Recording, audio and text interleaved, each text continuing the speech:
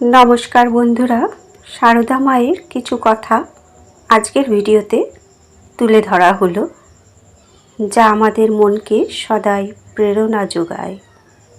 মা সারদা নিয়মিত ঠাকুর সেবা এইভাবেই করতেন যাতে তাঁর মাধ্যমে ঠাকুরের সকল আশা, আদেশ, স্বপ্ন সার্থক হয়।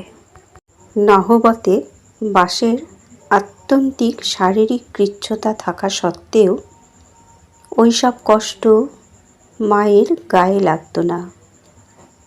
পরবর্তীকালে ওইসব দিনের অভিজ্ঞতা উল্লেখ করে ভক্তদের শ্রীমা বলেছেন, তবু আর কোনো কষ্ট জানিনি, তাঁর সেবার জন্য কোনো কষ্টই গায়ে লাগত না। কোথা দিয়ে আনন্দে দিন কেটে যেত, কি আনন্দেই ছিলুম। কত রকমের লোকই তাঁর কাছে আসত। দক্ষিণেশ্বরে যেন আনন্দের হাট বাজার বসে যেত। সকলের দৃষ্টির অন্তরালে নহবতবাসিনী তপস্বিনী শ্রীমা অন্নপূর্ণার স্বধর্মনিষ্ঠভাবে থাকাকালেই শুধু যে ভূমা সংস্থিতি লাভ করলেন তা নয়, তিনি উত্তীর্ণও হলেন সম্পূর্ণ স্বার্থলেশহীন সেবার পরম আদর্শে। এমন সেবা কে কবে দেখেছে? তবে তাঁর এই একান্ত বিনম্র সেবা একটি অতি নিজস্ব স্বাতন্ত্র্য ছিল।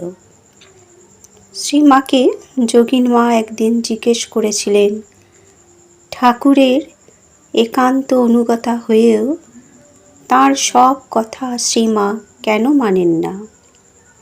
একটু হেসে বললেন শ্রীমা, তা যোগেন, মানুষ কি সব কথাই মেনে চলতে পারে?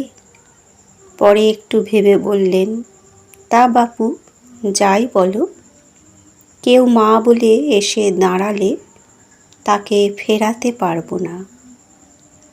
এটি শ্রীমায়ের স্বগতোক্তি নয়, স্বকীয় ঘোষণা। এই ঘোষণাটি যিনি করলেন তিনি একদিকে ঠাকুরের একান্ত অনুগতা স্ত্রী হয়েও অন্যদিকে সত্যি সত্যি আনন্দময়ী মা, সর্বজননী স্বতন্ত্রা।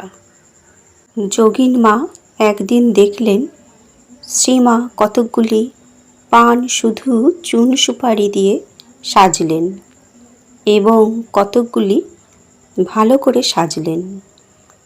তিনি জিজ্ঞাসা করলেন, এগুলিতে মশলা এলাচ দিলে না? ওগুলি কার? এগুলি বা কার? মা উত্তর দিলেন, যোগেন, এগুলি ভালোগুলি ভক্তদের। ওদের আমাকে আদর যত্ন করে আপনার করে নিতে হবে, আর ওগুলি অন্যগুলি ওর ঠাকুরের জন্যে। উনি তো আপনার আছেনই। শ্রীমায়ের স্বরূপানুভূতির সঙ্গে যখন তাঁর এই জীবনব্রত সচেতনতার সংযোগ আমরা দেখতে পাই, তখন এটি বুঝতে পারি যে শ্রীমায়ের দায়িত্ব গ্রহণে অগ্রগতি অপনানের যোগবর্তে লক্ষ্যাভিমুখী বিবর্তিত হয়ে চলেছিল নিজের মাতৃহৃদয়ের তাগিদেই। কাশীপুরে একদিন ঠাকুর মায়ের দিকে একাগ্রভাবে তাকিয়ে আছেন দেখে শ্রীমা বললেন, কি বলবে বলোই না। অনুযোগের সুরে ঠাকুর বললেন, হ্যাঁ গা, তুমি কি কিছু করবে না? নিজের দেহ দেখিয়ে বললেন, এই সব করবে? নিজের অসহায় অবস্থার কথা ভেবে শ্রীমা বললেন, আমি মেয়ে মানুষ, আমি কি করতে পারি? ঠাকুর তখনই উত্তর দিলেন, না না, তোমাকে অনেক কিছু করতে হবে। ঠাকুরের অমৃত কথায় আছে, লোকশিক্ষা দেওয়া বড় কঠিন, যদি তিনি সাক্ষাৎকার হন আর আদেশ দেন, তাহলে হতে পারে। লোকশিক্ষা দেবে তার চাপরাশ চাই। বন্ধুরা, মায়ের কথা আজ এ পর্যন্তই। পরবর্তী ভিডিওতে আরও কিছু কথা তুলে ধরা হবে। ধন্যবাদ।